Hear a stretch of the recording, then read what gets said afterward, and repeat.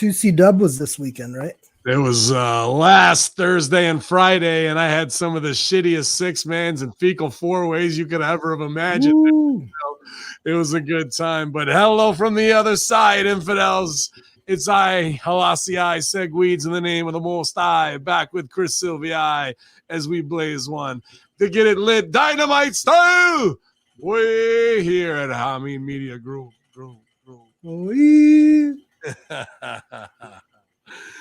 Respect to my man heading out to Cali to be in the corner of the one Blake Troop, man, a guy who's put in a lot of hours in the dojo, a lot of hours in the ring. He's bulletproof, man, and made his big debut for Hollywood wrestling out there. And I definitely would feel 10 times more confident whether I had Silvio agent in my stuff, training me, or but having him in your corner. Man, what a great backup and a great debut. You only get one chance to make a first impression. You guys bombed it on him atomically, bro. So congratulations to all Team Troop. Thanks, man. Yeah, we're fucking jamming. We're rolling. It was awesome. This is I've been training people for a long time, been training Troop for about a year and a half now, and super proud of what he did in the ring, and it's only a sign of bigger things to come. You'll find this kind of funny, though. Like, I'm preparing him for the match. I had some agenting duties on the tapings as well as the Primetime Live pay-per-view. So I didn't really think about the fact that I was going to be ringside until about 10 minutes before the match. Like, I knew in advance I was going to be in his corner as a coach, just like if it were a fight. But then once I got out there, I realized I kind of had to be cognizant of the duties of a second on the floor, a job that I've never done. So that was kind of interesting. Everything went well, but it's interesting when you find yourself, in a role like that where you're like, wait a minute, I've never done this before. Yeah, that's everything's new sometimes, and that's a nice little surprise in our business. Is I've gone from obviously manager to sometimes paying off in matches to then actual tag team wrestling, then to singles, and now I'm kind of in this weird mastermind thing, you know what I mean? So it's always an ever-changing look, and that's nice that you get to have the refresh button hit, man. That's great stuff. But I miss being in Jamaica, and obviously you were on the road that way, so we didn't hook up last week, so I went solo, a record 48 minutes, record time. Wow. For Fight the Fuse. What'd you do? Just pretty much, I'm in Jamaica. This match sucked. No, I was back. I had to go to 2CW. I put over a lot of stuff on last week's show, man. So I was just on the run and getting shows done and getting things set up for the next day. So let's talk. Let's dish. We got a lot to catch up on. First on the agenda, Jamaica. Yeah, how'd it go? How's the dope? A lot better than it used to be. I brought the vape with me, just because easy peasy Japanesey. Before that, we were rolling J's and taking it anyway in cigarette cases, but no one fucked around. But I think because they were on that red hair ditchweed for so long and they had all the seeds in it, that people from America were coming to me like, nah, I don't want that shit, bro. I smuggled my own, and they're like, fuck it. So I guess out by Stooge Report grill, they're growing everything indoor. So they had the sour. I didn't get too crazy because I had my own gimmicks, and plus you're on the rum drinks, drinking heavy Randy, and I am the liquor. So it was a great time, man. Big Stooge Report. Actually, if you're an upper tier subscriber at patreon.com/Hamin Media Group, I put it up there. One of the wives taped, outside big outdoor venue at the Rio in Montego Bay for talent. Even though when we stayed at Rio Dominican, the talent there was like a Vegas show every night. It was awesome. This was more like crowd participation, but there was like 250, 300 there. And I got up second karaoke night and did Humpty Dance and blew it out of the water. And like people were going crazy. I got blown up 90 seconds in. I was frothing at the mouth. I had to chill on the chorus for a minute, but the crowd was loving it, and got my own little celebrity, for the next 2 or 3 days where people would put me over when they'd see us out. But what'd they call you, Humpty?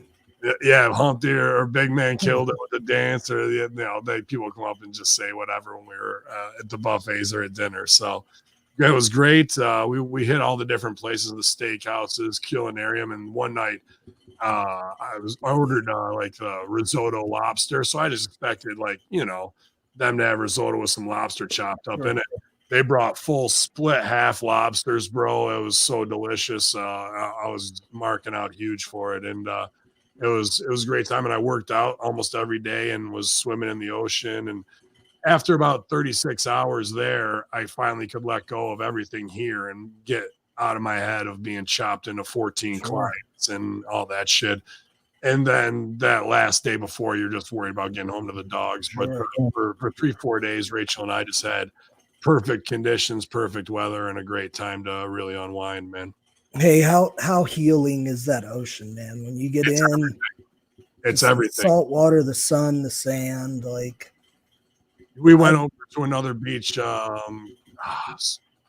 Doctor's Cove Beach. You can look it up. It's one of the best beaches in Jamaica, and you pay like $6 to get in, whatever.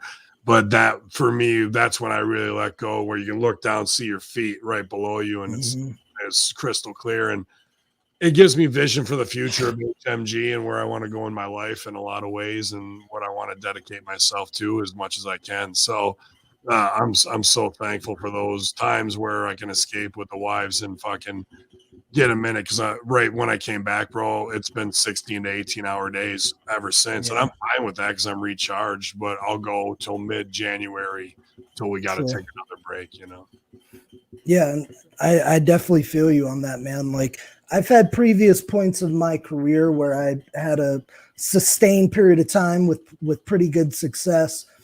But I would say overall, once I moved to Florida, I saw probably the most successful part of my career, definitely the most lucrative. And I think a lot of that has to do with the beach and the sun. I used to live, like when I first moved here, I lived 5 minutes from the beach, and I would go every single morning and start my day on the beach, right with the sun on me. I used to joke and say I'm solar powered. I put my hands up, stretch a little, and the sun. Vitamin D is everything, bro. That natural vitamin D and big D. Huge. But it really is. I mean, I had to tan to get ready for that. You're 5 feet from the equator and sun. Like, it's way more intense down there. But dude, I would love that too, because it would really just help keep you more healthy, especially in living in a missile silo in upstate New York. Dude, you, like, in the wintertime, you're robbed of that for 6-7 months at a time, like gone, so. You don't really get the winter blues as much here in Florida. Like everywhere else I've lived, the winter blues are kind of like a part of our year. But in Florida, it's not really there. Yeah. At least not to the same extent. I'm just on, and I've said this before, and not on this show maybe, but like, I think about bagging it all, and like, people are like, would you ever own a company? For me, it's like, let's move to Jamaica, get a ring, get this set up, and just tour the resorts, and then do TV one night a week, OBW style, for the locals, and build it that way, bro. Because they're huge fucking fans down there. They know, dude. They know AEW. Because I was talking to the dude, and he's like, "Oh, you're a wrestler, WWE." I was like, I worked with a lot of the guys, sure. And he's like, well, we like AEW down here. It's the new fresh. I was like, you want to record a show real quick, bud? We got to get this one in the can. So, that was pretty funny to me, like, that they know what's going on down there. They're way in tune with even AEW right now. And that's a great sign, man. But do you want to go open an indie with me in Jamaica? So I definitely do not. But I do support you as long as you have a good security system. Once the infrastructure is built, I'll absolutely come in and help with creative and producing. For some reason, I just don't get fucked with that much. If I'm in the hood and I'm the only fucking. Neither do I, but Jamaica's a different animal. I'll wear a shirt. They shot Marley. Come on. I'll say I'm a boss. Leave me the fuck alone and leave it out there. Like, I'm not a fucking tourist, Mark, man. Like, so we cut the promo down there. Like, the whole thing is, like, they want to pop you, but I always beat them to the punch on popping them. If I see a weed dealer coming, I'll beat them like, hey, dude, you want to buy some weed? And they're like, So I just undercut their game. It makes me laugh, and we all connect in that way down there. But I love There Love you being go. in That's that good. ocean. Jamaica went well. Good to hear. Yeah. LA was a success. The dope's good in Jamaica, and fuck, dope is crazy in LA. Oh yeah, I'm sure. Yeah, dude. I ate some good Mexican food. Had some nice outdoor workouts, which I'm not used to, but so that was really cool. But a lot of it was nuts and bolts, man. Like all Friday was preparation for Saturday's show, which we didn't get done with until about 11 p.m. And then we had to be back at 10 a.m. at the casino. It was at this place called Commerce Casino. So that was production meetings, doing the agenting stuff and getting promos produced. Did you agent more than just Blake's stuff? Yes. Okay. Yes. Cool. I had, maybe half the matches on the tapings. Great. And there was another very talented guy there, Ray Rojas, I think might be his last name. Sorry if I butchered the last name, but I know his name's Ray. He did a phenomenal job backstage. Aaron Stevens is the booker there, and Aaron unfortunately wasn't feeling well and couldn't make the tapings. So we kind of split duties between Ray and myself, and he did a really good job knowing the crew there because he works there all the time. So yeah, we did the tapings for Hollywood, and then we did the primetime live pay-per-view, which Blake wrestled on. Had an incredible match against Jordan Clearwater. I know like everybody in the HMG family, supports the two of us and support Blake as well. I highly recommend you guys check that out. I believe it's still up on Fight TV. It's the most recent primetime live. Jordan Clearwater's a hell of a young talent. He's currently on NWA and doing a bunch of shit. So they had a hell of a match. The whole show was good, but outside of Blake's match, the next best match was the main event with Mike Bennett against Chris Dickinson for the United Wrestling Network Championship. It's the first United Wrestling Network champion they've ever crowned. And those two just had a fucking technical banger. Nice. It was really, really good, man. I didn't get to see all of it, but you can go to 2CW's YouTube and the whole second night show is up there for free. Incredible production. Killed it, dude. To me, Jay Freddy and Moose was probably match of the night. Just a phenomenal showing and great finish. I don't want to stooge it off. Nick Sullivan and Big Brute Van Slyke, battle of two massive dudes. And now Nick Sullivan, who I've kind of mentored, he's kind of like a Mike Tyson wrestler, in my opinion. It looks like Michael Strahan too. He's taking on Moose. That's going to be one of his first biggest matches, so I'm pumped for him, man. Too Cold Scorpio versus Slick Wagner Brown, the third installment. Phenomenal. I mean, to hang out with Scorpio is one of my favorite things ever. So I always have a good time with him, talking to him. And then I didn't get to see it, but Alex Shelley versus Davey Richards. I'm sure that match. I'm sure that sucked.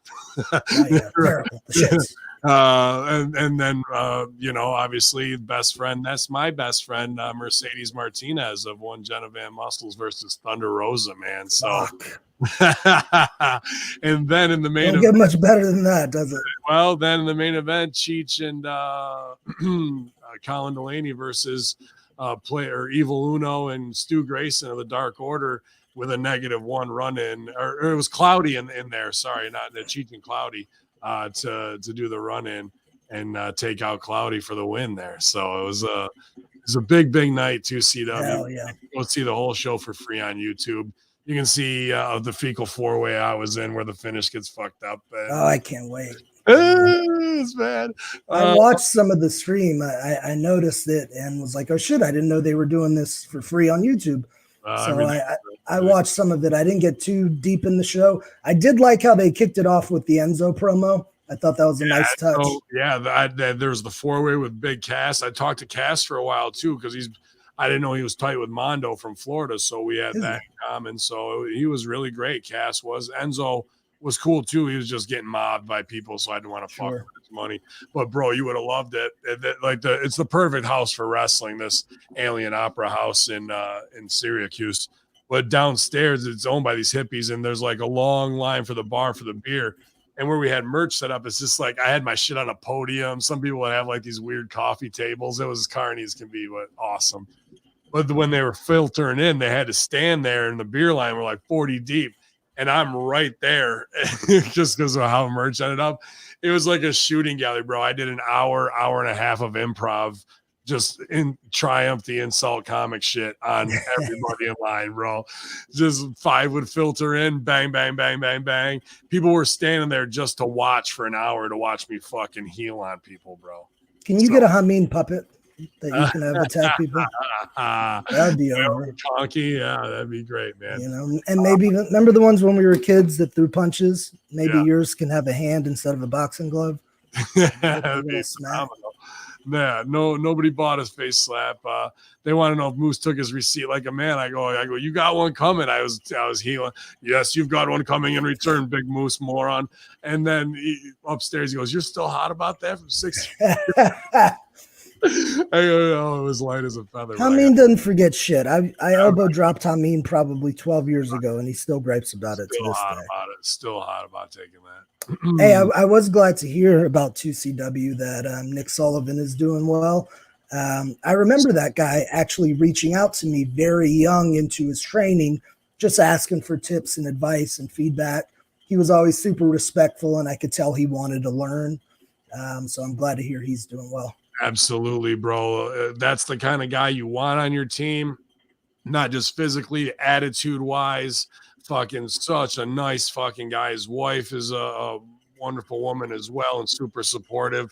And dude, I don't say I mean my, but when it comes to who he kind of puts over, not that we trained him or I worked in the ring with him, but I gave him a lot of knowledge.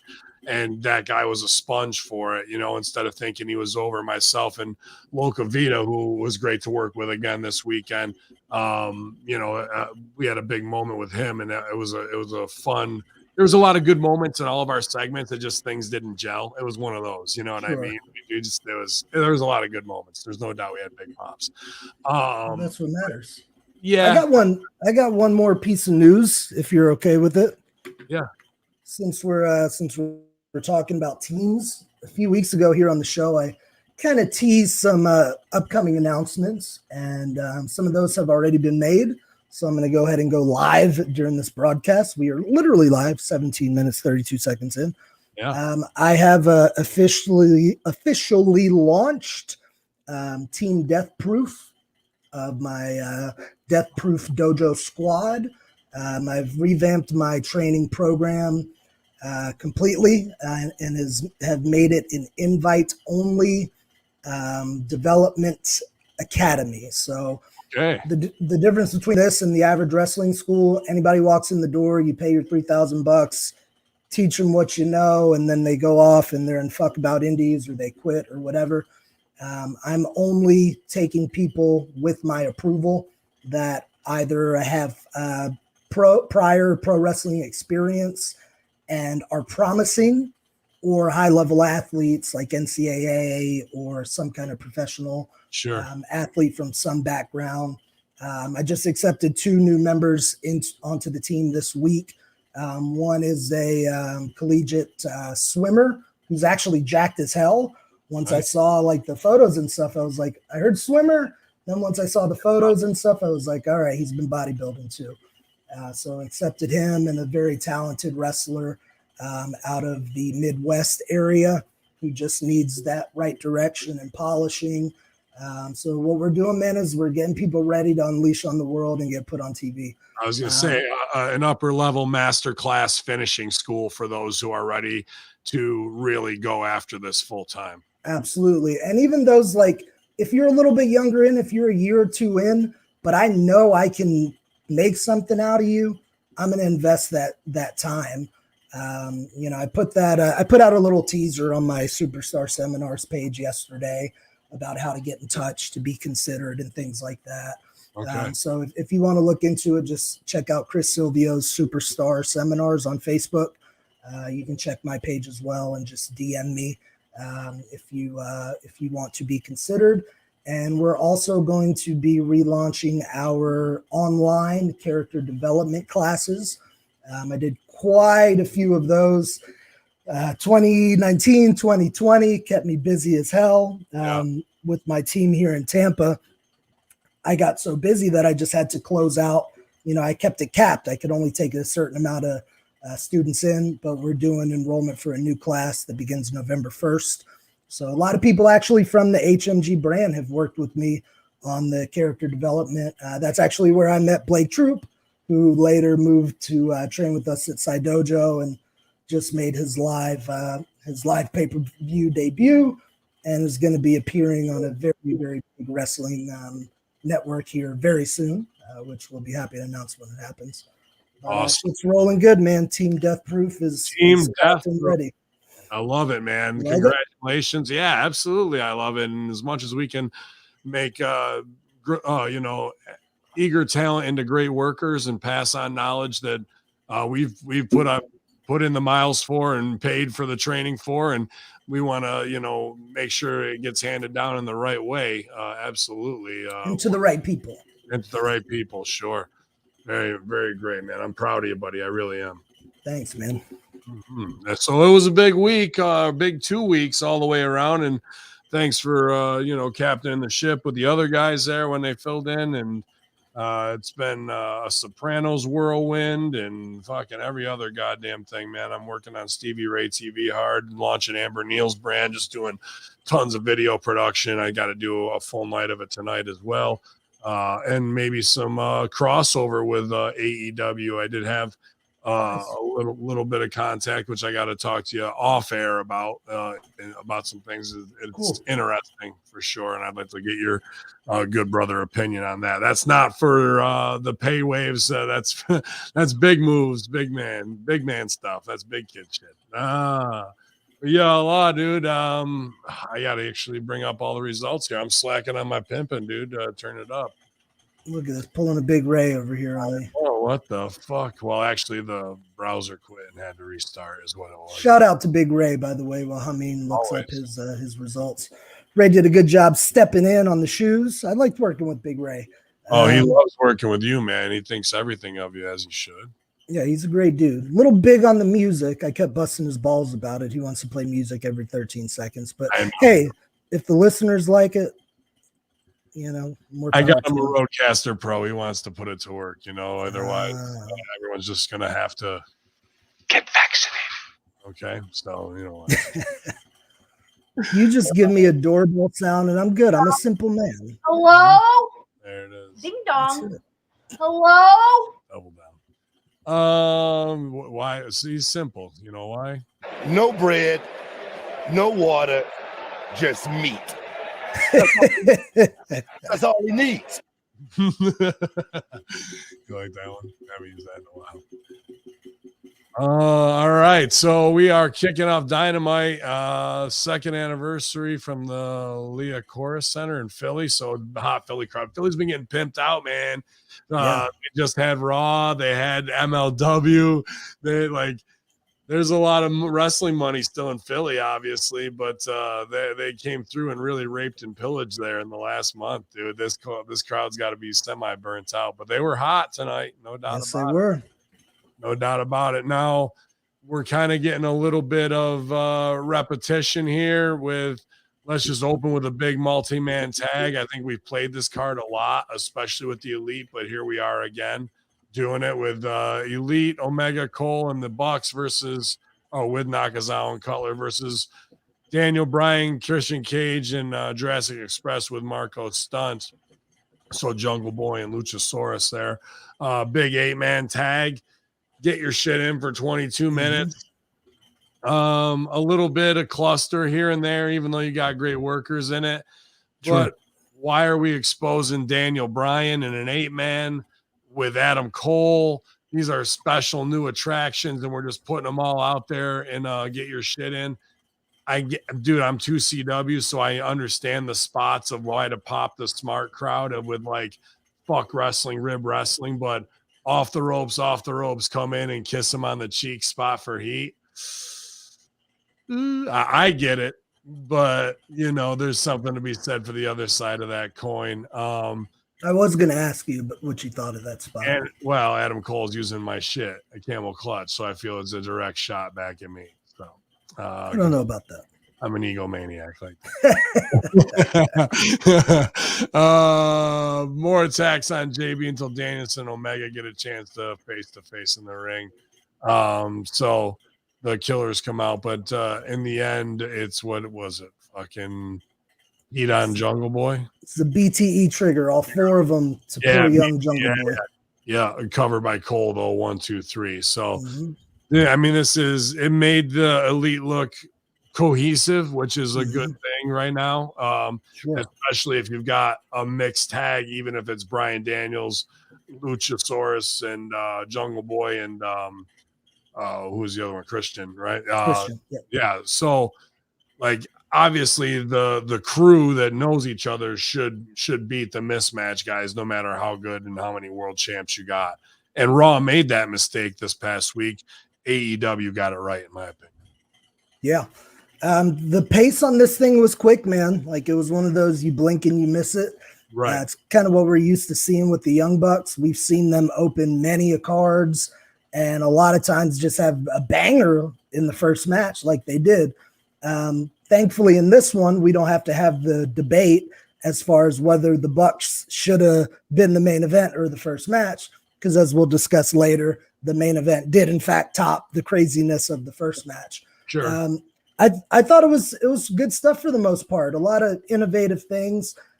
Here's some of the smart things I think that they did, and I'm going to probably put some of this on Christian.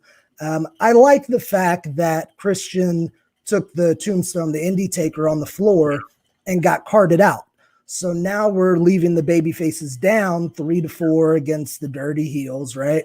And then I think when people were tending to Christian, somebody kicked Marco Stunt, took him out. So yet another member is taken out. As a heel in a faction, you know the numbers game's everything, right? Sure. And Daniel Bryan really shined in the match.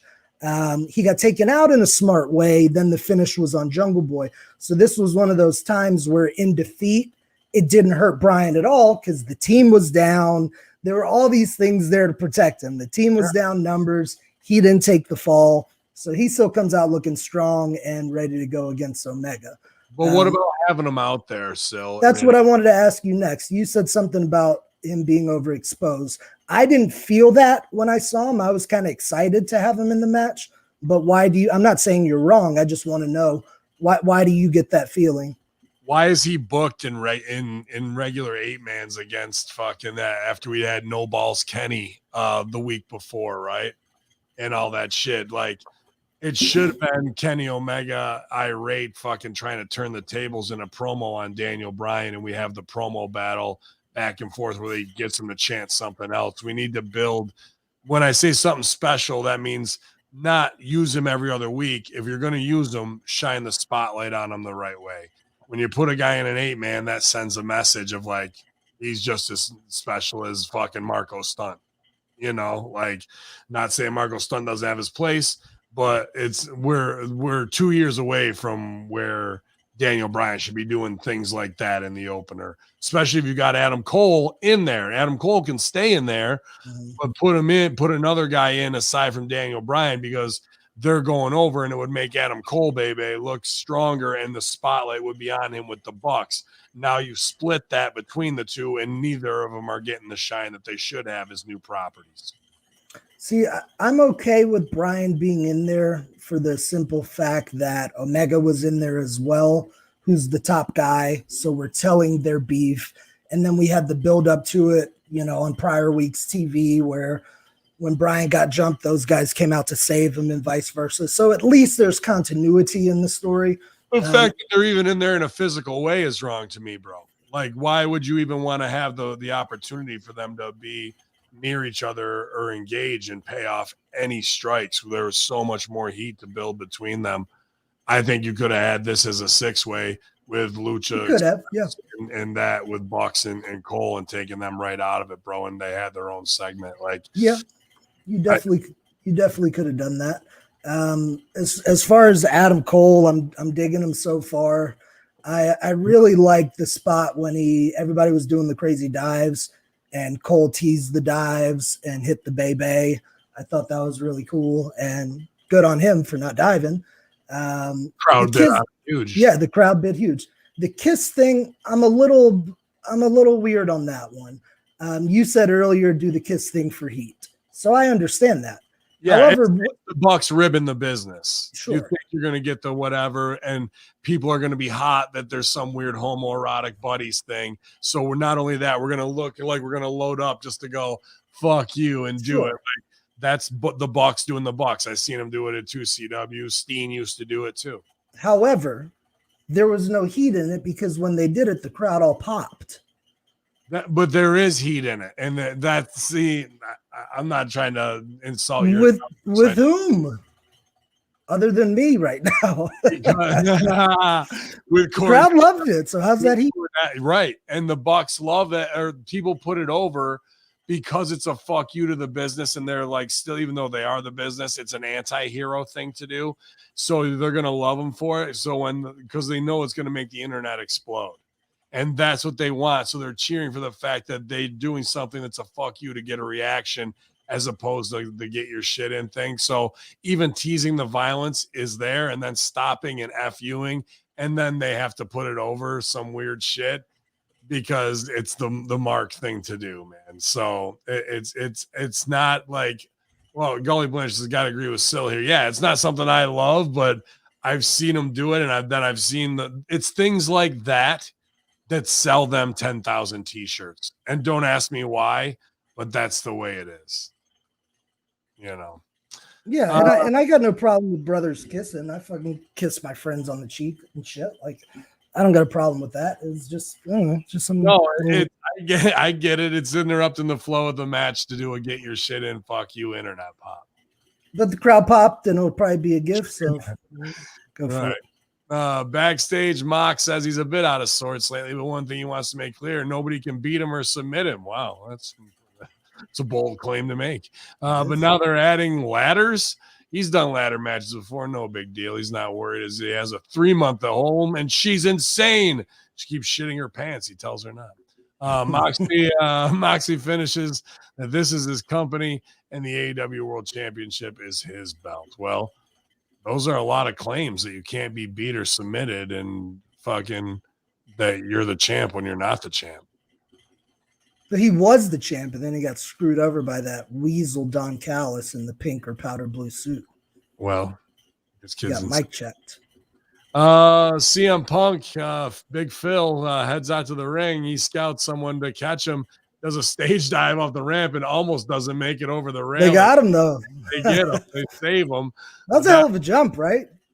I guess, bro, but it's things like that make you want to stay young and relevant, that somebody does miss you, and then you've got a broken hip after you've just signed a fucking 2-year deal.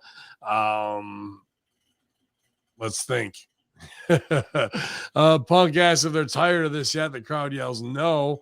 So even he's asking, have I jumped the shark, when a lot of people online are going, what are they doing with Punk? Punk says he's keeping his love fest going. He points out his new Jordans.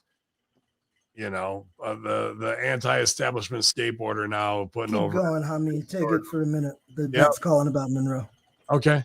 Then he mentions he comes back from humble beginnings, about how back in the day it was nothing but pro wrestling, where he wrestled and trained others. He talks about Philly being a big help. He was living right up the street.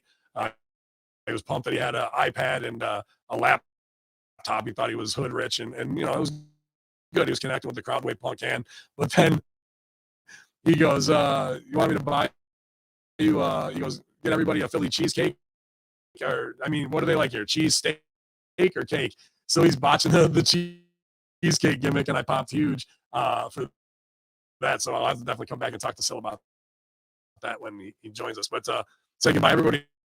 Get cheesesteak tonight, or you can wrestle on Friday. Everybody yells wrestle. I yelled cheesesteak. I was starving at the time. So, but he'll face Daniel Garcia, who is on the 2CW shows as well, on Rampage. So big match. Punk's here to do business with young guys, same way Cody kind of was for a while. So this match is made official later via commentary, and then he gives a kid dressed like Orange Cassidy as Jordans. So now that's a Punk kind of thing to do, man. So interesting. I'm not sure what the kid's deal was or what have you, and the kid gives a thumbs up, puts it over on the cell that way. So maybe it was a plant, maybe not. So it was good. What did you? Everything okay? over there? Yeah. Monroe has got a somewhat clean bill of health. I got to go pick her up after this podcast. So a few $100 later, but the dog's going to be all right. That's good, man. I know we were 1,300 in testing for Gracie, but she kicked out for sure, and I thought she was gone. I went totally robotic on that review, but I heard you. so It I just like backed you were going up. fast. Oh yeah, it was something weird. What did you think about Philly cheesecake out there where he botched the cheesecake line and they fucking got on him? They cut this in people's faces like, what the fuck, cheesecake? But then would you rather have CM Punk wrestle or would you rather have him buy you a cheesesteak? In person or like just I get a cheesesteak and Punk bought it? Yeah, or do I get to like sit with them and eat a cheesesteak? You can sit with them and eat a cheesesteak. That's fine. Or you can watch one of his Me personally, I'd rather just like go grab a cheesesteak with the brother. But the wrestling fan, and I fucking love cheesesteaks, but the wrestling fans would want to see the match. First time I ever went to Philly, I actually went to one of the nice cheesesteak places, and I go, yeah, I'd like a Philly cheesesteak, and you should have seen the look brother gave me. Oh, dude. You know, because that's what it's called everywhere else, but when you go to Philly, you don't say Philly cheesesteak. Right. But anyway. You just say it, or yeah, give me a cheesesteak. With or without. What do you want on it? The works. A good cheesesteak, actually, and it's called Philly cheesesteaks. But in Chicago, Philly's best is they make some killer fucking gut busters, bro. When I was just a comedy fat ass, holy shit, man! Some unbelievable subs at Philly's best on Belmont on the north side. Oh yeah, you and I have eaten a few cheesesteaks together in our day. Dude, for sure. But, I thought of you when I was in the Caribbean after our steak conversation because we went to the steakhouse one night. Massive ribeyes, bro. Fucking, I was dying, man. That a boy. So full. My man. What you were saying about Brian earlier, yeah, I felt a little bit about Punk last night. Okay. He's doing great. He's over. I like Punk a lot. I like where he's going. When he walked out, damn, that looks good. Hell yeah. When he walked out, I got that feeling. I'm like, man, I hope they're not overexposing and giving us too much Punk. I think maybe the way to go with Punk for a little while, let's have him doing some cool VTRs. Some lobsters. Nice. Oh, they were so those just listen to the audio. I mean, showing me some photos of delicious lobster foods he ate during his Jamaican retreat. What do we got there? Little shrimpy combo with lobster.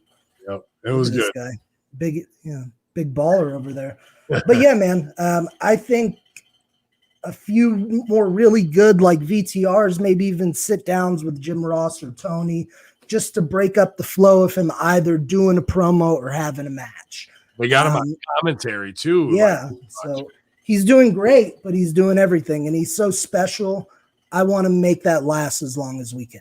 And that's what I'm saying. In these two shows last week, Khan has come out firing bullets. I think last week's main event was great with Miro and Sammy, especially in the finish. I don't know if I would have taken it off of Miro. That had me scratching my head, bro. Like I think that was I wouldn't. Not the right choice there. Like that was a match where Sammy can get over, almost slaying the dragon. You just do hope spots where you almost get him at the end, and then Miro does whatever and fucking kills him out of nowhere. You know, like no one's gonna be like, well, Sammy should have beat the fucking dude. Sure. Look at him, he's a tank. So that was a wrong finish in my opinion. But in that same show, we shot all our bullets in the first fucking 30 minutes, and we did it again this week. You know, so neither the I don't agree there because we did finish very, very, very strong this week. Yeah. As we'll get to. I thought it finished strong last week too.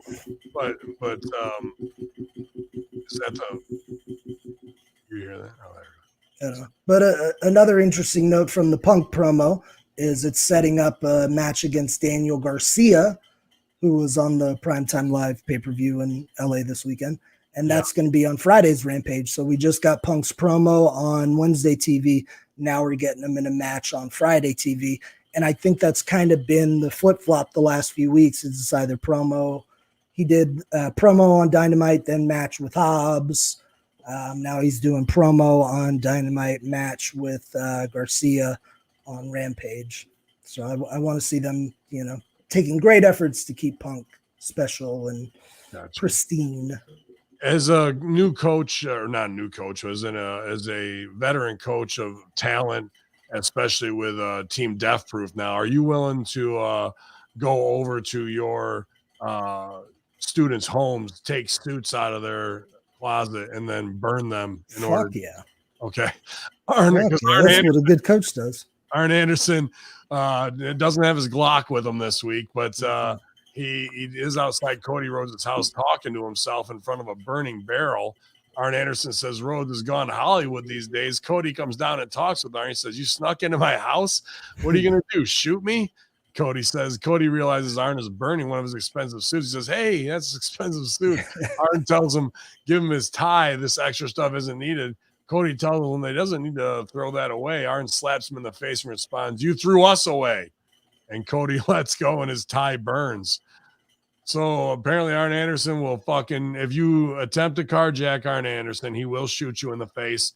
And if you forget about him, he's coming over to your house and burning your $2,000 Jack Victor suits.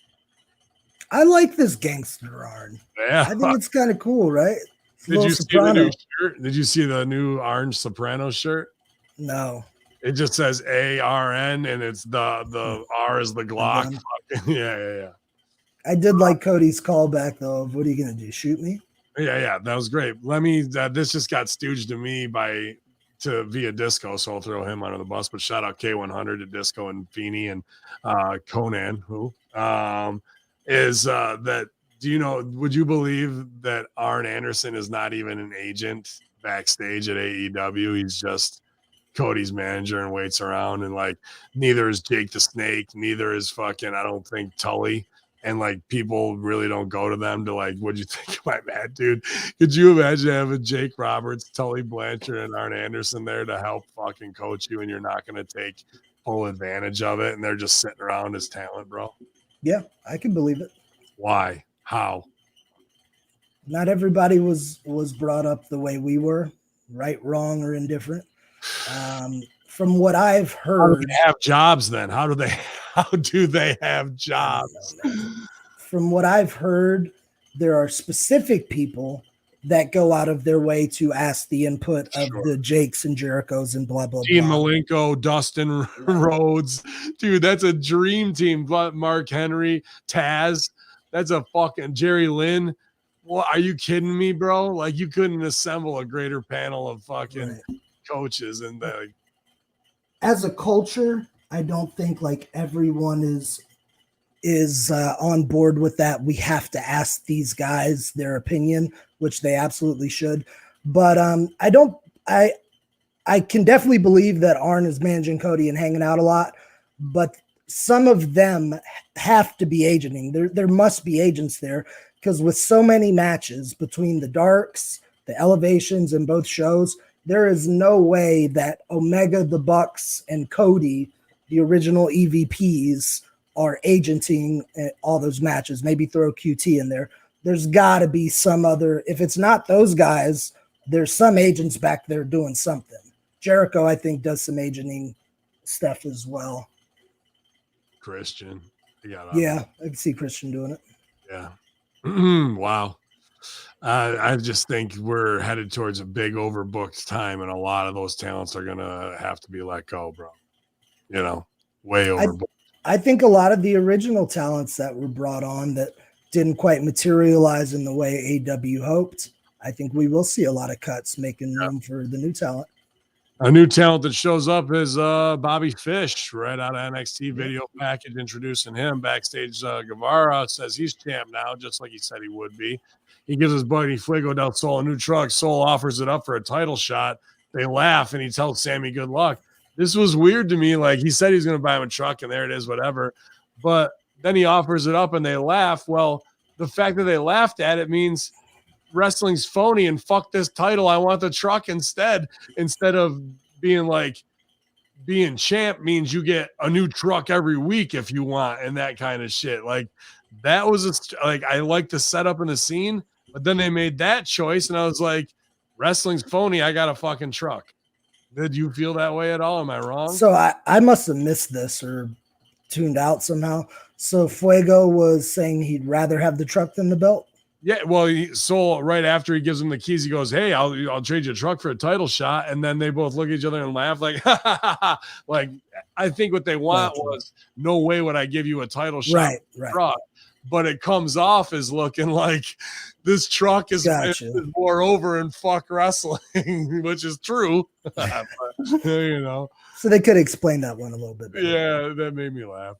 But we get Sammy Guevara versus Bobby Fish for the title shot right away. Sammy, obviously TV title, you got to defend it. So they go at it. I'm a big Bobby Fish fan. I worked a lot of indies with him in the Northeast, and I love the way he mixes in his Muay Thai and his martial arts, and the way he works. A lot of guys try and do it, and it comes off phony as fuck.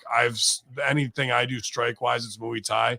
Is pretty much me watching Bobby Fish's style, practicing my own style, and going, this is why his worked, and I'll use a little bit of my heat. I like his fucking old school tie him to the train tracks look with the Raleigh mustache, you know. You can go to canyouhandlebar.com and get the official Ben Hamin beard oil and official wax from canyouhandlebar.com. I like the wisdom scent. Excellent. I could use some of that. Yeah, man, definitely reach out to them. Tell them I sent you. They'll send you product. But yeah, man, in the end, Guevara, after a lot of back and forth and fall season, he hits the go to hell 1, 2, 3, and pins him pretty close to the ropes in a stack pin. The only thing that I didn't really like in this is one spot, because it's a lot of spots. So like jump up Inseguri from the outside thigh slap is one of my most hated spots, but they did that one. But there's one where it was the snapmare kick to the back, and Fish is down, and he gets right up, and I see them like Collins like talking like, you want to go into strikes right here, and then boom, Fish hits him with one, and they start firing back and forth. Here's the small things that I'm not trying to bury Bobby Fish or Guevara, but like this is what I call the ROH New Japan style, where guys don't take a minute to do things the right way. You snapmare him, kick him in the back. There was no moment or 2-3 seconds for Fish to register and be like, fuck. Then it's Sammy's job to come over, grab him by the head, start to pick him up. I got this motherfucker, talk a little shit. Then Fish blows off Sammy's arms and fires. All we got was snapmare, kick to the back, no sell, no register, stand up, say something to you, let's start firing. Sure. See the difference in why I get hot at this New Japan wrong style and those types of bad habits, when if we would have added 5 seconds in there, 3 of registering, selling, and 2 of Sammy talking shit and picking them up, I would have no issue with what they wanted to do there. But these guys are still green that they don't take time for character in between their offense. I won't agree with you that Bobby Fish is green. I won't say green, but green to character. I'll say he went all through NXT and does all this great shit, but ROH, and that's the small trimmings that like should be there with everybody's stuff. But I agree with the spot you're talking about. And to make it even easier so Sammy doesn't have to pick him up, he could have just taken that kick and organically sold up to his feet to turn around and bang, bang. Because I just hate picking guys up if I don't have to. I'd rather tell them to sell the fuck up. I kind of do, because they're on the sell week and they think they know something's coming and they got to hulk up fast to get up on me quick, because I feel like I'm cocky, that it gives me a chance a second to be character-wise. Sure. Well, our paces are a little bit different too. Sure. Did you notice that Sammy did the blitz kick? Yeah, yes, I did see the blitz kick. He got in the he didn't blitz do it kick. as good as blitz, though. No, he did not.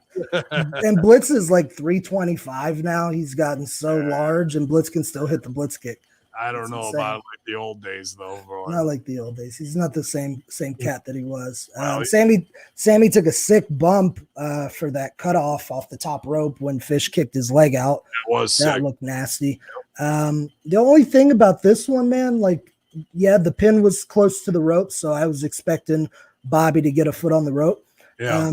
I just feel like maybe it was a little too quick. I'm okay with having shorter TV matches, but on a debut for Bobby Fish, I feel like they probably should have been given a little bit more time. But evidently, Fish was signed after that match, so he's now officially under AEW contract. I mean, come on, bro. This is fucking click right here. This is So good for him. Congratulations, Bobby Fish, on getting the job. I just thought they could have been given a few more minutes. Am I wrong on that? I kind of liked how short it was. I got to be honest with you. All right. Like, I just would have liked a little bit more selling because I really like this match. And Bobby Fish is a good dad, and I'm glad that he doesn't have to leave Florida and that, because he moved his whole family down there to come back. I'm moving to the Northeast, and now I got to move back. Or maybe he is, and he can travel if that's what he wants to do. But anytime a family man like that with younger kids, I don't know. I just got a soft spot in my heart of like, but I'm glad he's taken care of, even if he jumped the line and it's a buddy favor. It's not like Bobby Fish is incompetent. The guy's a fucking world traveled veteran. You know what I mean? He's skilled, very skilled. Yeah. Speaking of Florida, American Top Team shows up out of nowhere phenomenal at the end of this match. I love this segment, bro. And this is one of the first times that I like UFC really mixing in with it. Junior Dos Santos, what's her name? The chick with Paige Van Zant. Paige Van Zant looked awesome, and she was doing great with social media, taking selfies while they're beating them down, while Junior's beating them down. It looked good, and then they even put over Masvidal as next week when they come to Miami. Even though the crowd got hot when Jericho and Inner Circle came down to the ring to run them off, the mix wasn't right, and Jericho covers it with, "I didn't hear a single thing you said, you son of a bitch," and we're gonna whip your ass. Just goes basic wrestling on him. But dude, to me, 3-4 weeks in a row, American Top Team and Dan Lambert has done the best things heat wise on the show, and this looked like, even though now they have the Men of the Year with them, that's a great rub and crossover. Both, but it wasn't Men of the Year getting the heat on the wrestler. It was the UFC guy, and that's an important thing to the scene, because always it's usually like they're just giving credibility, but they won't do nothing. Let the wrestlers beat on the wrestlers. No. If you got a former UFC world champion raining down elbows on you, if you're covered up or not and taking them half shoe, that instantly makes the credibility of everything real, that much more real. So that was the best choice in the scene, having Junior do the violence. And we've been wanting that too. We've, like, from the first time we saw the segment with them, we're like, we want to see some action with these guys, some violence. So now we're getting that. It was a little brawl, and to Dos Santos' credit, he played his role. He did a little brawl with Jericho, and then he powdered out to the floor. With the babyface over, he was doing business. Now we're going to get to see him in his debut match. I'm sure they'll protect him and highlight what he does best. But that's cool. I like American Top Team infusing their way into pro wrestling. I love Troop. If he didn't, absolutely. And then I could see Troop fitting in there, no doubt. I could see Colby Covington coming back. John Hartnett can fit right in there. You can have a rotating crew of ATT top names to do, and like they said, Jorge Masvidal. And then they had Emmanuel Nunez too. She could get heat on some bitches. There's a lot of mileage here, bro, to do something awesome.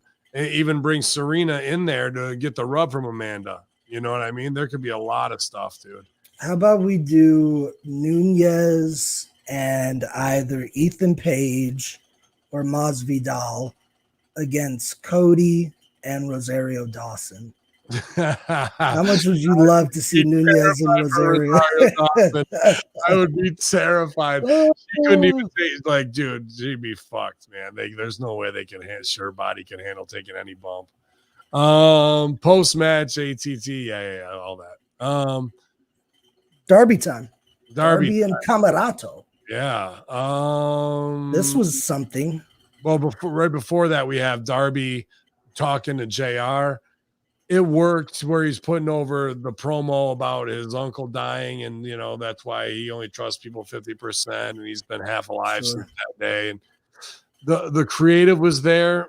My man just needs to find his voice. Like he's still searching for it a little bit. Like what's the connection and where is it? You know, I don't know. We just need some monologue practice of different characters that are in that area and really how he can turn it up or take from different performances, whether it's emulating them or what have you. Oh boy, is the Undertaker there? Somebody's here. Lights are going off. Is it Malachi Black? It could be Malachi. Ah! Jenna, Sell it. Oh, I didn't know what you were hitting me with. Ow, ow. I'm sorry, I was hitting you with your award for a 50 podcast. Boom. Nice.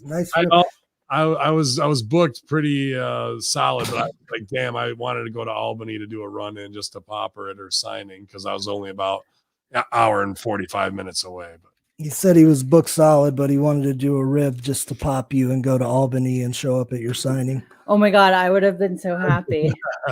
So I just was booked solid all weekend long, but I hope such a rough life. Oh, no openings for you, Genocide. Sorry. I did hang out with your best friend, Mercedes Martinez, had some good times there, and Thunder Rosa were in the house. So it was okay. That must have been a good show then. Yeah, they had a match too. Rosa and Mercedes. Was it like it started with a C? It was on 2CW, the one that I was telling you about. Oh, that Hamin was a part of. Yeah, I thought, and they hugged something. I saw a picture. I don't remember. It's on YouTube if you want to watch it later. Yeah, we'll have to watch it. Yeah, I'd like to watch that. That'd be a good one to watch. So we're wrapping up. Who did you work, Hamin? Oh, I was in the shitty six, and I got both of my segments ended tragically. But I got mad heat on the promos, shut the fuck up, chant the whole nine. The first night, my former weapon of mass destruction, he's like 450 pounds, my human shield, kicked me in the side of the face, and I didn't have my hand up. End of the match, I go back and my jaws misaligned, my bottom teeth are over aligned up, not underneath, and it was just real bad. The second night, he decided to help me out and punch me in the face on the other side, so knocked him back into place. But my jaws. Ow, that sounds like it sucked. Yeah. But that's hands up. Yeah, always. Hands up, especially because your job is talking, motherfucker. I'm way taller than him, and I didn't expect a 450 pounder. I expected to be right here. It was all up in here. I've been there before. I'm tall. They can't. There's no way they're gonna get up there. Oh, and then they bring it, and you're like, "Damn, I guess I should have blocked that one." Been there before. It was rough. Let's we had fun. Let's wrap up the Derby segment real quick, and then Jenna would like to review Serena with us, and maybe we could ask her a little bit about her event. I agree with you on Darby, man. But the thing with him is, I've spoken with Darby. That's how he talks. He's just got to figure out a way to turn the dial up a little bit more as a showman. That's it. But that's him. He's being him. That's fine then. Then we just need to commit a little bit more to a higher volume character is all. But we get him versus Nick Camerato. I mark huge. I like this hot start with Darby on his beauty pose, doing the flip to the outside. I thought that was a good place for the dive. Because you got to get up on this big man right away. Sure. I'm just marking out because he looks so much like Agata Brewski. And then he takes a huge front buckle, just like Agata Brewski. If you want to go on my YouTube and check the guy out, like harder than Brett, and just crushes his chest. But then we get some other thing right before it into the finish, and it broke up the rhythm. I wanted, front buckle, bump, and then coffin drop. The rhythm was a little choppy right there. So I watched this on TNT and I was appalled. Here's what I got. I got Darby sweet ass dive. Sells it. Camarado cuts him off. We go to picture in picture. We come out of picture in picture with Darby on the top. Coffin drop. That's all you got. I got picture in picture too. So but you missed all of Camarado's shit was in picture. Oh yeah, I agree. But it was get over, and Darby's going over. I mean, I know, but why Camarado? Interesting choice. I agree. There's someone else out there. That guy looks awesome. There's so much money written on him. Give me Allen 5 Angels, or a smaller guy of some kind. Yeah, definitely gonna have somebody else more in his weight class go over, but it's a bigger win having him beat that. And I didn't mind it because Camarado's front chest bump takes him out. It was so devastating. Yeah. It was during picture-in-picture. I agree. In the ring, Tony talks with Dante Martin. Crowd Dante Martin chant, yada, yada, yada. But he's going to face Malachi Black, and then Malachi Black shows up behind him, just like Jenna did. Tired of Malachi Black stealing Jenna's entrance. So then Huge we get kick. Ricky Starks with the FTW thing. This was a little bit too much. Everybody's got a belt tonight. There was just a lot of this. Yeah, unveiling new ones. Everyone's, this is my belt, blah, blah, blah, blah, blah. Like, all right, maybe you should space it out. You have 2 shows now. If everybody's got a belt, no belts are special and nobody's special. You know, what'd you say? If everybody's got a belt, then belts aren't special. Nobody's special. This is true. Not having a belt and having a storyline will make you more special. We also had a VTR in there somewhere of the Dark Order now vowing to get on the same page. Oh yeah, they were putting the claw. Nobody cares. Yeah. Thunder Rosa also says that she's coming to whoop that ass in the new TBS title tournament. La Mera going to get that ass. Hey, I rolled my R's. You're getting better at that. So did Jade Cargill. We'll see if she can keep her titties in. If not, why? It might drive more viewers. That's saying Sky Blue, a new young. Yeah, I was surprised to see her pop up. I had no idea. Good for her, little youngin. Yeah, and Thunder Rosa. So they'll be kicking ass as we go into Hikaru Shida, who looks like she's been working real hard. Lost a lot of the baby fat. Body's tight, and I like the little bob. I like her new gear. Yeah, new gear looked good. I don't know what it is with the one-legged chap, though, because she had it, and so did Sasha Banks this week. So I don't know if that's the gear lady in Florida that everybody loves using, and that's like her new style. No, they have separate. Sasha's husband does her gear, and I'm drawing a blank, but she used to do my gear. She works exclusively like with AEW Sandra? now. Yeah, Sandra. Okay. So 2 different people. Could be Maybe just a I fad. thought maybe that's the hot style for 2022, and I'm unaware of like maybe it's. Oh yeah, I started with the one-legged gimmick back a long time ago. I was trying to sell my shit earlier. that me and LL Cool J had one pant leg rolled long before you, my dear. So She just sported a nice fresh haircut as well. Yeah, she looked the good. haircut. She looked looked rested. She looked in good shape. And then speaking of good shape, Serena's back. Yay! Yes, Serena is back and ready to go, and this is going to be Shida's 50th win if she goes over tonight against the professor of professional wrestling, the Women of 1,000 Holds, Serena Deeb, who definitely I was like, all right, we'll see how the leg is, but I didn't see any. She didn't skip a beat. You would never know she was out with an injury. You As would never know. As soon as she locks up and hits that lunge pose, I was like, there it is right there. That would let you know, so. And the new robe. Deeb sporting a robe for the first time. Fancy new robe. Yeah. Yeah, those colors look good on her. Mm-hmm. I mark out and pop huge because she does about 40% of my offense in this, so I feel like I'm doing something half right, working as a heel, and she looks great and controls Shida through a lot of this. Shida gets her on the outside, though, kind of, and really lays in the flying knee and some heavy, what would seem more like heel offense, and she's the baby face in this. What do you guys think of that? It's a little weird, but by the way, you got a little Mr. Roboto on that last one, so I could hear you. Hopefully the audience could. Sheena always does that though. Like I don't know if it's part of like it's part of her style, moveset on the outside. I see it every match, but even commentary said like, that, it is predictable and someone one day is going to get it, And then, so even if they're saying that, like they're seeing it every match, like you got to change it up a little. The beauty of it is they said that, and then Shida busts out the chair and goes for that jumping knee off the chair, and Serena scouts it, slides into the ring. That was great. She got such a great heel pop for that. I loved it. Taking the spot away on the chair spot, just that was beautiful. And that speaks to her brilliance. JR said that because he was tired of it, right? He's like, people should have this scouted. He doesn't ask Serena what she's going to do in her match. Then 30 seconds later, Serena's doing it.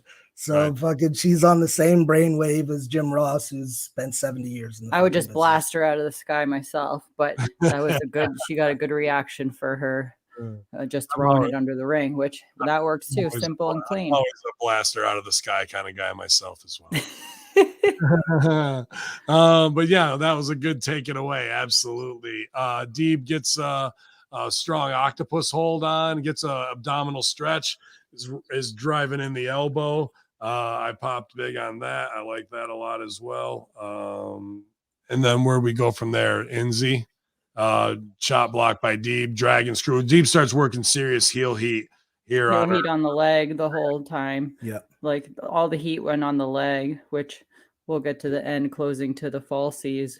I thought maybe she should have done more than some of her knee strikes versus what's that?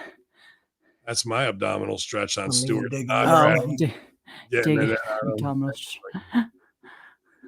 So, and then obviously, don't make me dig out my picture somewhere. The big titties on Dewey. That's oh my gosh, who's that? That's my other human shield, Dewey. So he did the spot. I'm up on him. He gets out of it and fucking grabs my beard. Stewart Snodgrass does. Give the big tug. I fucking sell it. Claps the ears. My hands go up. Gives me the titty twister. Fucking purple nurples. I get out of the ring. Sell my shit. Dewey comes in, pulls down the straps. Big man titties. Stewart Snodgrass gives him the fucking double nipple gimmick, and then I have not seen the double nipple gimmick in quite often, and I can't remember when. It's been a while. Dewey does the nipple flip. He does the Joey Ryan with it. So he flips Stewart Snodgrass, and then he picks his titty up and drops a big titty on him on the face for an elbow. Oh yeah, I'm down with that. I hope the big titty was the finish on the face. It was a kick out. It was falsy. I've done the titty twister spot before. It's been quite a while though. But let's not besmirch the technical masterpiece that is Serena Deeb by discussing your titty twister spots.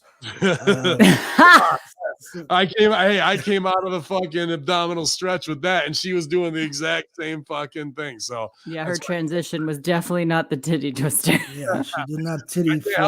She'll get there someday. Don't worry about it. Yes. Go ahead, Jenna. No, I got lost on the titty twister. My mind went elsewhere. She's working over the leg. Strike. ADD ass over here. I'm like, what? But this is where one thing in the match before this, I wanted to point this out. That's effed up. So before this, we had this huge spot fest, and they did a Falcon's Arrow falsie off the top rope. Mm-hmm. Boom, kick out. I'm just like, that would have beat me. They hit a Falcon's Arrow here, cover too. You can't, like, this is the wrong booking unless the matches got switched and the agents aren't talking to each other. Yeah, especially because that's one of Sheeta's finishes or big falsies. She does every fucking match. So, like, if I know that, Chris knows it, and other fans watching know that, maybe they should talk to each other. Right. The only thing I can think of is before the show segments got switched. That would be the only excuse where I might allow it. But you can't jump off the Empire State Building like they did and then expect them to follow with that. Like, killed the believability in that automatically. So that was the only thing I was like, oh, I felt bad for him after seeing that big spot in the match before. Sheeta with and I just thought with getting the heat on the leg, and she's working, does all the corkscrews, working it. I thought for her doing that, I would have taken out a lot of the Sheeta's offense at the end, like coming back with doing knee strikes. If someone just worked your leg, I'm not going to be using my knee for strikes. Sheeta could have sold right after or something. Yeah. Like I mean, that. she did a little shake, but then she went back to knee strikes. So I would have, thrown them hands or done something else besides using my legs.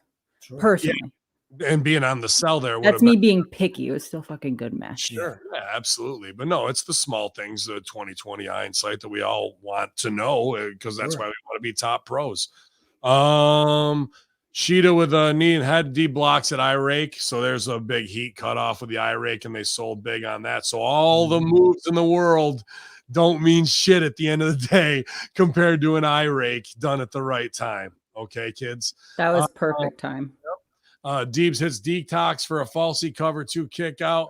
Deeb throws Sheeta's knee into the mat a bunch of times. I would have liked to see her do the leg pump that she does a little bit that she was doing when she first started. That would look pretty vicious. And then hits the Serenity lock and Sheeta taps out. And the crowd's like, wow, big heat. Then Deeb, who's kind of just gotten heelish in her offense, rolls the outside, goes and gets the plaque trophy for 50 wins, and comes in and blasts her perfectly in the head with it. Oh yeah. Real heel turn here. What are you thinking, Jenna?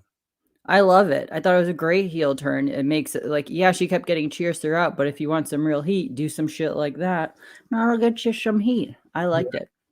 So post-match, post-pin is what really means everything character-wise, and Serena hasn't had a lot of opportunities in her career to turn heel or do that. In fact, the only other time she did was with a guy with a beard who kidnapped her, and then she decided to join the crew. So this was great, and she nailed it. And you know, with everything that she's been doing, technically, she can still do that, and no one can take it away from her. Yeah. Now she can mix in some little character things like that and really get over. I think the robe's very Dr. Death. Yeah, it's cool.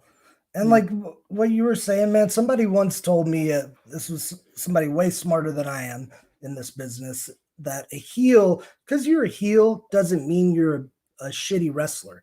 A heel, you're still a pro wrestler. So you got to be pretty good at it in order to be a pro wrestler. A heel's just willing to take shortcuts, and a heel's willing to be nasty at times when the babyface wouldn't consider it.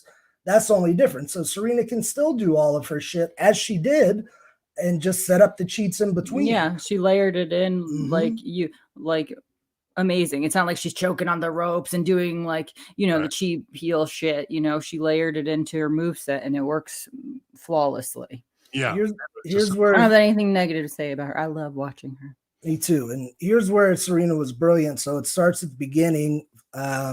She'd have gone for the handshake, I think. And Deeb either slaps her or smacks the hand away, something like that. Smacks the hand away.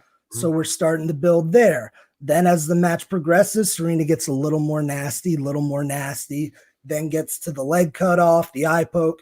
And I love what she's doing for the finish on the Serenity Lock when she grabs that knee and bangs it in the ground a bunch of times, then locks it in. It's fucking nasty. You love that move too. You always pop for that. I love it. I love her vicious, her intensity, and she maintains that throughout her whole presence. Solid pro. I have nothing negative. The biggest thing is there's no watch me shine and what I can do spots. Everything is about winning the match. Mm-hmm. You know what I mean? Good or bad. I don't even do that all the time. Yeah, not me either. Mine is to guilty. Garbage stomp and yell about gas prices. That's what I mean. So, you're out there doing purple nurples and shit. Hey, I did the fucking Eddie Guerrero step on the face thing too. She did all that shit. That's why I'm like in the same spot. So she's just doing Hamin style, in other words. Pretty much. And then what did she do at the end of the match after standing over Sheeta? Did she do Yala? I can't remember. It was pretty close. She was wearing it's about that much different. I just messaged with her the other day. I'm gonna bust her balls about this next time I talk to her. That's great. Hey, so we covered Serena's awesomeness and the great heel turn. Yeah, Jenna, go ahead. Well, I was going to tell you, then you could say what you want. Why don't you tell us a little bit about this weekend? And you got some big stuff coming up as well. Well, first, I wanted to say I met some of the Light the Fuse and Hamin Media Group fans. They came through at Legends of the Ring. They were asking where Chris was. They talked about how awesome Hamin is and the fact that there's a lot of listeners up north that like the show and they know who I was from that and then started watching my matches and liked them. It was really great to hear. So if you're listening, thank you for coming by and saying hi. I really appreciate it. And sorry, Chris wasn't there. Maybe next time. Absolutely. And we'll do our best. I mean, I don't know if it'll happen before the end of the year because of how many shows are left, but definitely want you up here at Immortal, both of you guys. So we'll be working on that for the spring as well. And just keep building, in the Northeast, down to Texas, wherever you're working. Just following. I have more in the Northeast coming, actually. You and Christina Marie will be a great match. She's a phenomenal worker up here and a little powerhouse workhorse who puts in the gym hours just like you do. It's very much the same story of success. Awesome. Oh yeah. Looking forward to it. So you got pay-per-view this month. So yes, I have Mission Pro on October 23rd versus Kylene King. It's going to be a banger. Fear the Reaper. So you can, if you're in Texas, that one's going to be in Conroe, Texas, or you can watch on Title Match Network and stream that one. And then I have November 13th and 14th is the big event. I'll be up in New York for that. And then I have a show that Saturday on the 13th at Warriors of Wrestling, and that's in Staten Island. And that will be an intergender tag match I'll be involved with. The match release will be coming out this week, and I'm really excited. But I'll wait till everyone sees who it is. Pretty big names, possibly. Big names. Nice. Yeah, and someone new for me. So I'm super stoked. And I have that. And then I have Ladies Night Out Thanksgiving weekend for WrestleCade in North Carolina. So I'm be getting around coming up. making it all down the East Coast and all the way to Texas, you guys. So Genocide, what is it? 000? 000. That's right. Model guys. number. Give her a follow on Instagram, doing great things in the dojo. If you're looking to get inspired and get up off your ass and be like, hey, this girl's working her ass off. Not only is she a corporate genius, and I saw some great videos of everybody at your shoot job saying, wow, I get to work with this friggin' awesome chick. That's great. And did you see the video of what they did? Watch everything that you do. I get pumped by, like, if I'm feeling lazy or slack ass, I just go to the people who I know are working hard, and I get up and I take my ass to Planet Fitness or whatever I got to do, because I'm going to match that energy. I appreciate all of your posts like that, whether it's just you guys enjoying life and love, or you working your ass off, sweating, or doing things on the rings that my big fat ass could never do. I got to go do something, instead. But you're gonna have to come down sometime and come train with us. Yeah. I killed my students the other night. He was busy training someone for their very first time in a wrestling ring, and I love just like I had him do cardio like for 2 hours straight with me. She killed it as assistant coach the other day. They were all like huffing, puffing. I think I did like 16 rounds, like a couple with each, like nonstop. And that was going on 4 hours of sleep. I don't even know how I functioned. But you also had them doing character stuff that got them out of their comfort zone, which is the same thing I would have in the improv classes. Gavin would do what I call Big Gay Nerd, which is an improv game to make people feel like as much of a fool as they can, so we're not afraid to go into weird places. I saw you do. Yeah, they were scared to dance and like wiggle, and like I don't know how to dance. Mama's Broadway, not me, but I was making them do the stanky leg and try to like lure to shake it out, because they're not only that, it loosens them up because they're so new and they're stiff as shit to move around in that ring. And you say, hey, you want to work with Rikishi someday? Yeah, on an indie show. Guess what spot you're going to do? You want to be able to do the worm. You want to be able to do the ditch digger and all that shit. You better. We're all doing Rikishi. Everybody's doing Rikishis. That's what tonight's practice is. We're going to dance until we got it wired. So when I just like to have fun, especially since, work all day. So sure. And I get to come in here on my break, even when I'm grumpy and have a lot to do and behind my real job. Chris knows it's not always peaches and cream. I'm half human, and it's not always positive. Sorry. Well, thank you for joining us today. Anyway, positive vibes only. Gotta go. Nice chatting with you. Thanks for the love and support. Y'all the best. Bye. Y'all, you guys, Genocide. Give her a follow. Check out all the stuff on Fight she's got coming up. Support Thunder Rosa, women's wrestling. You're in Shaolin, all that, man. Gotta have the phone, Daddy. You want your award? You can leave your prop. I'll display the award. I worked really hard on award for 50 Like the Fuse podcast. I'm proud of you. How many of these have we had? There's got to be more than 50. More than 50. We've been doing it since the beginning of AEW, so that's probably close to 100. Oh man, you're always great and inspiring. I do want to spar with her, like not just hold the pads. Like I want to fight her. I want to fight Jenna to see how. Oh, I know. 30%. I know. Her skills are about where mine are, I'd say. Oh yeah. I'd love to see that one. Yep. All right. So post match, we get Marvez backstage with Darby Allin, who says Marvez says MJF's challenged him to a match. Darby's like, I thought he'd never ask. then we get a little weirdness. Yeah, then all of a sudden he almost gets hit and run by a goddamn limo, and out come a bunch of guys in masks. Yeah. And we pretty much can tell it's Wardlow and the Pinnacle, and then that MJF gets out as the last guy. I don't know if this is them trying to be relevant off of Squid Games. Have you watched any of that or no? I binged it. I don't even know what a Squid Game is. It's a new Netflix like murder game thing. It's a Korean like dystopian future where elites bet on like child games and people die if they lose. There's like 456 players, and all of the people who control the games wear these black masks so they can't be identified. To me, this felt like somebody making this call at the last minute because we knew exactly who it was doing the damage. So why try and hide your identity on a wrestling show? Could be. Maybe for plausible deniability, so they avoid lawsuits or whatever. I'm sure they're worried about that in the phony world of wrestling. I could see MJF having that kind of rationale. You know what I mean? The MJF character. Right. Yeah, if you want to go super fucking lawyer on it, I guess sure. It's clearly the Pinnacle is Wardlow F5's Darby Allin on a steel guardrail. Looks like MJF strolls out. He grabs the skateboard and does the fake skateboard choke on Darby.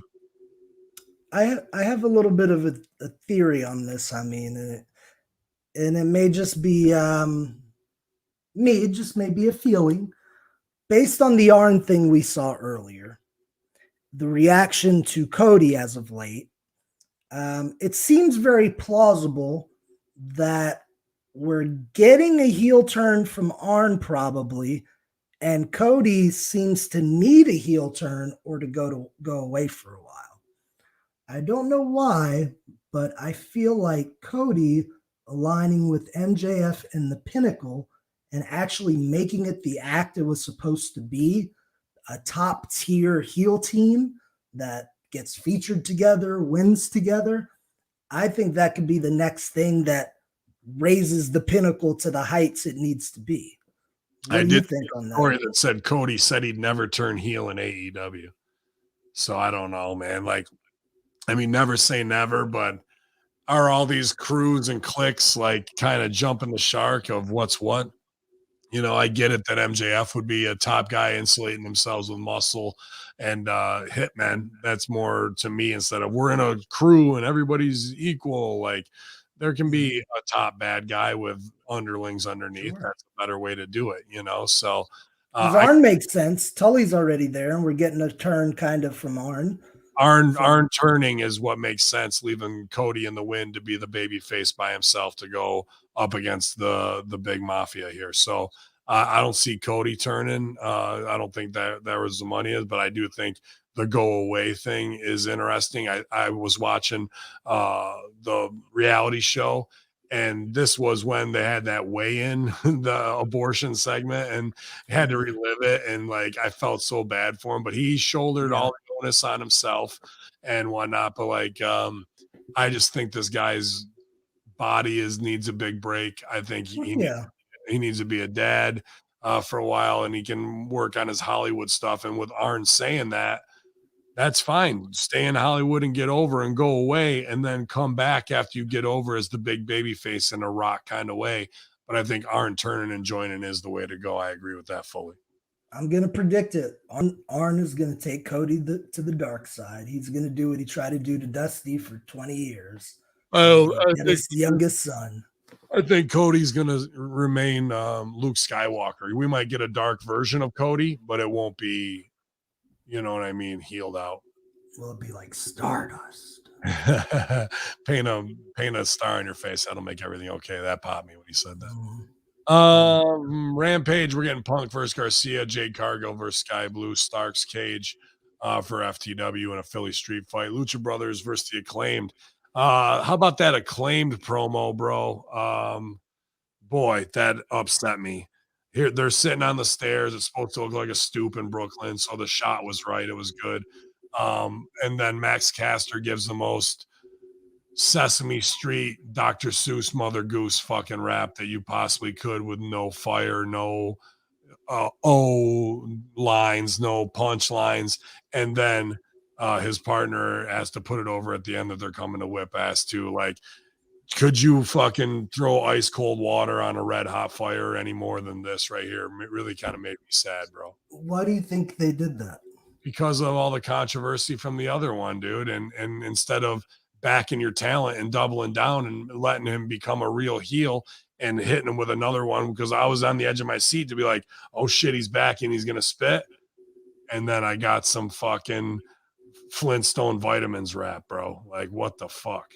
Can't you just give some heavy diss track, but just stay away from the type of subject matter that got him the heat? Yes, but I don't think they even say anything else. They didn't like the Simone Biles thing, but he could say anything else, really.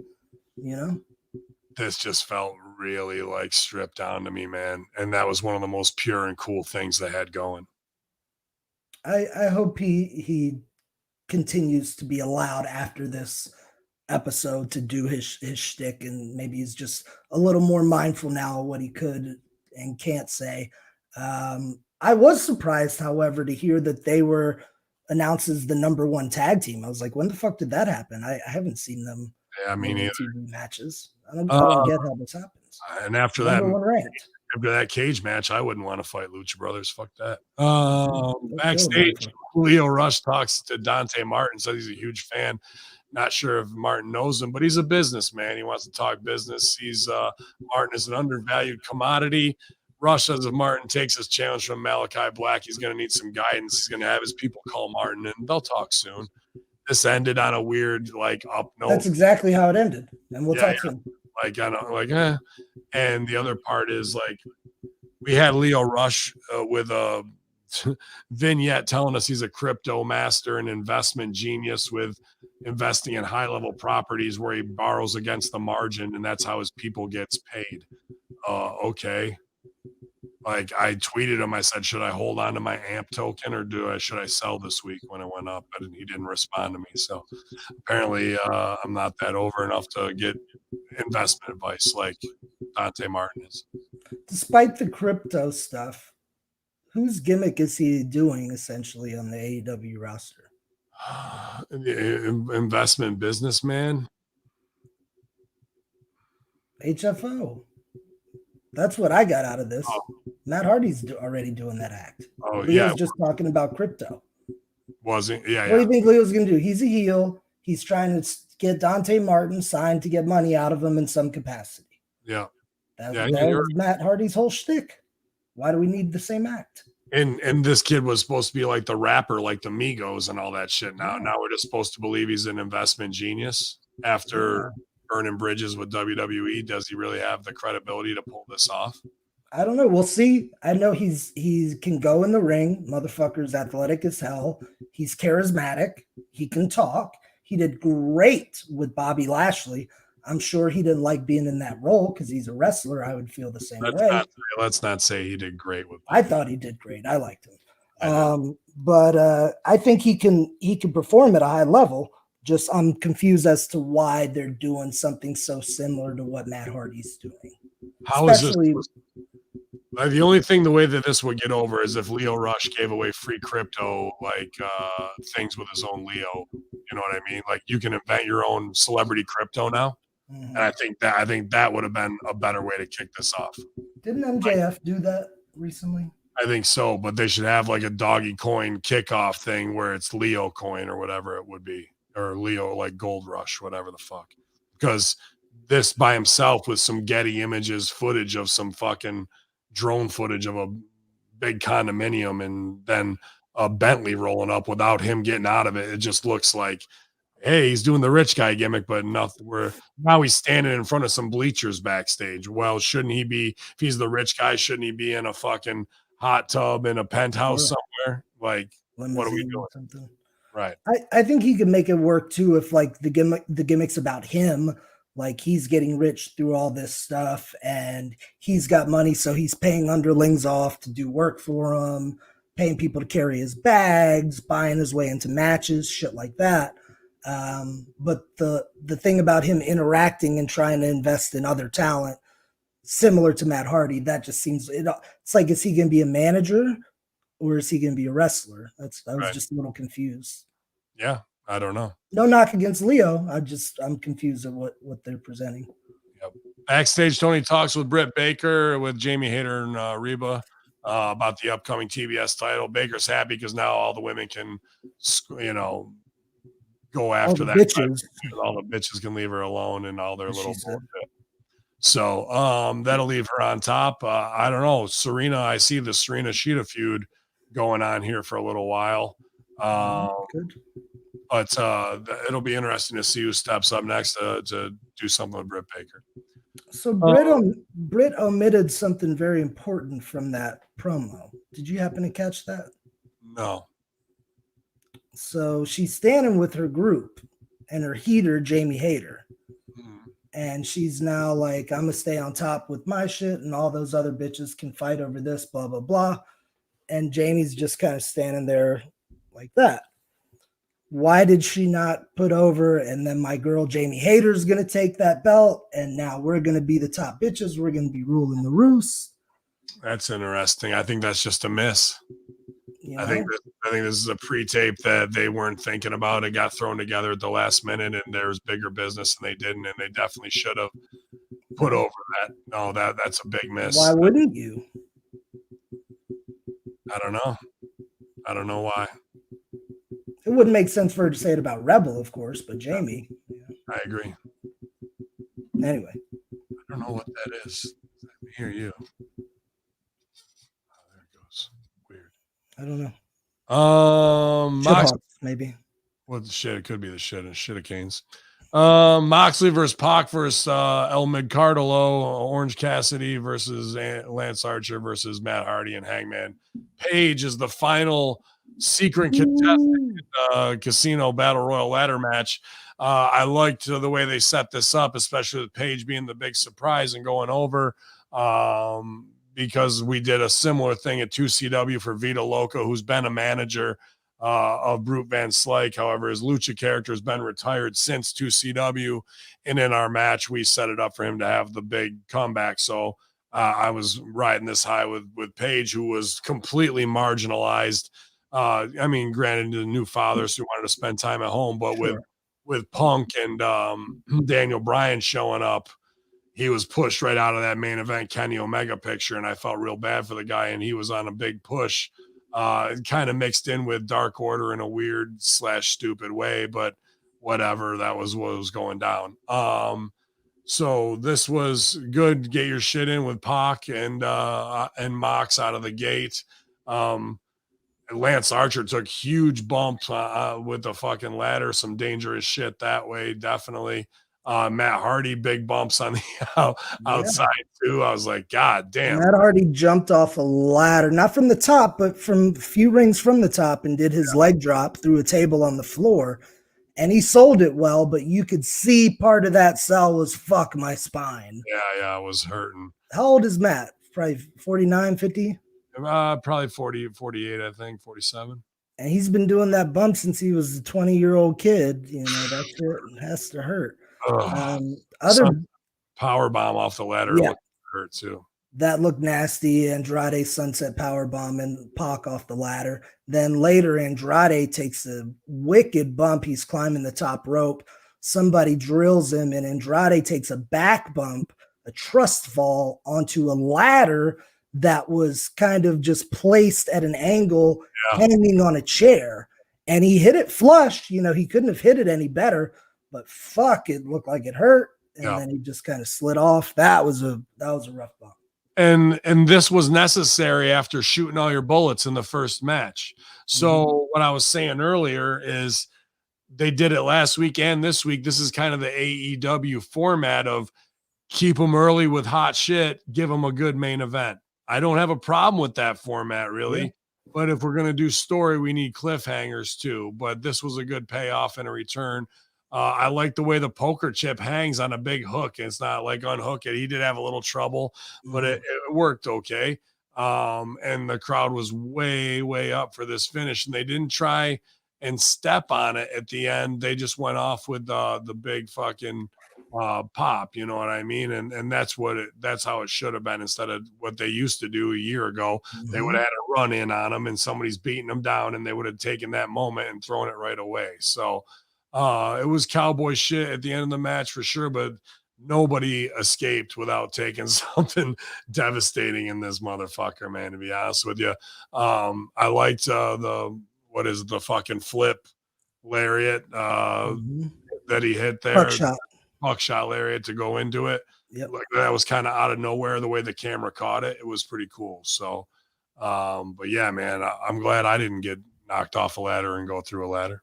So I would have loved to have seen that. When you do, please make sure I'm present. There's a shitty one with me, and not shitty. I go from very low on the ladder and Hangman myself, me and Congo Kong versus the Dirty Vets in Crossfire. It's on my YouTube. I'll have to see that one. I have so much to put over about this, but first let me say the way that the segment ended, I agree with you 100%. We got Cowboy riding high on the top of the ladder, drinking a fucking beer. We go off the air, happy moment, hot crowd behind him. Yep.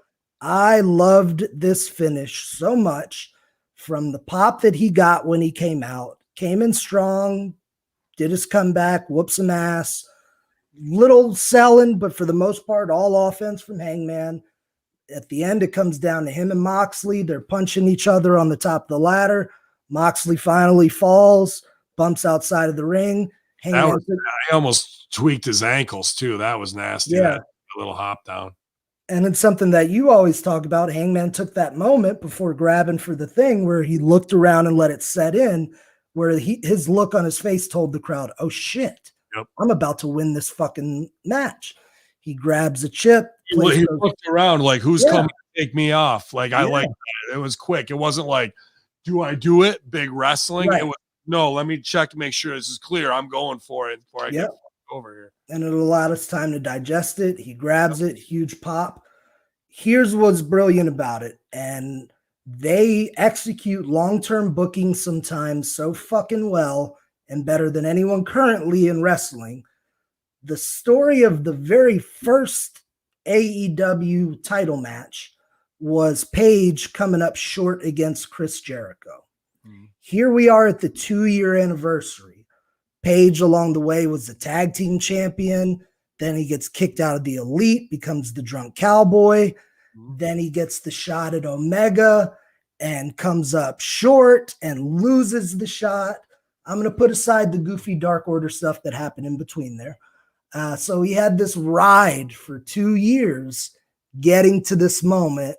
And then we finally pay off because everybody's been wanting to see Hangman get that spot. Yeah, you know what's funny though? This should be Cody's storyline.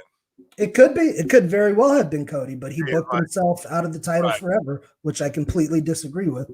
But Hangman did great getting himself over, doing the beer shit and the cowboy stuff, to where now he can step into this role. The audience will buy him. They'll love him. And I just thought, dude, we don't get this good long-term storytelling anymore anywhere. I can't remember another instance like this where something's built for 2 years. Yeah, absolutely. My phone is blowing up right now with clients who want answers. Congrats to them on that. Oh, yeah, man, no doubt. Sorry, my head just got fucking tweaked into another dimension. I got to talk to you regardless. But I like this the last 2 weeks. I think everything is on par. There's interesting power struggles, maybe behind the scenes, but some people may need time off. But there's plenty of new, big name, fresh faces there that can carry the ball. There's no doubt about that. So we'll see. Which way Tony takes it next, man. But moving into their next pay-per-view. But there's a lot of good payoffs here and interesting ongoing storylines with I hope people not losing their jobs for other reasons. You know what I mean? So we'll see. Good, really good show overall. They got momentum. I want to see it going. Hamin, what you got going on? You anywhere this weekend? No, dude, my 23rd and 24th got canceled, unfortunately. So one show got moved to the 30th for Immortal for the Halloween Havoc. That is going to be a big show on. So looking forward to that, but I'm pretty quiet. It's hunting season starting next week, so I'm going to be getting the guns ready and make sure everything's excited and get a little time in the woods as much as I love it. And obviously the ocean, the woods is my other escape, man. To just make myself feel humbled and small, to be like, wow, you think you're so goddamn important and whatever, and look at out here, nobody knows shit. A shark can take you away, and these trees have been here for 100 years, and you haven't been. So it's I like that. I like those moments when I can get out of my space. But as soon as we're done with this, I got to talk to you, and then I got April Hunter, Stevie Ray, and A-Star TV to get back to. So the pressure's beautiful. We're gonna get ready to wrap this thing up in a minute. As announced earlier, Team Death Proof is up and running. If you're a serious motherfucker that wants to get on the best team right now in pro wrestling, hit me up on Facebook, Chris Silvio, or visit Chris Silvio's Superstar Seminars. I'll be focusing mainly on my guys here, but online classes do start November 1st. And then LA 11/20, I'll be back at Primetime Live in the corner of my man Bulletproof Troop as he kicks some ass on live pay-per-view. I got offered 4 different shows for 11/20, which I had to turn down because I'm in a wedding. So that's like Cancel the hottest thing in wrestling of the year. So cancel it. Who's the wedding? It's been canceled twice, so I can't already. So Tell Rampage, him you got COVID. Yeah, no, not to work for the amount I get paid. I'd rather chill. So, but yeah, man, I'm glad to be back with you. The Chris Silvio, you guys check him out if you want that polish. Get death proof. That's all I can say. You want to avoid death, the best way to do that is get death proofing. And Chris Silvio and Team Troop are doing that right now, you guys. But appreciate you. It's time to light it up. Totem up, infidels. Another episode of Dynamite has been lit and exploded. Here, Hamin Media Group, light the fuse. Yalla.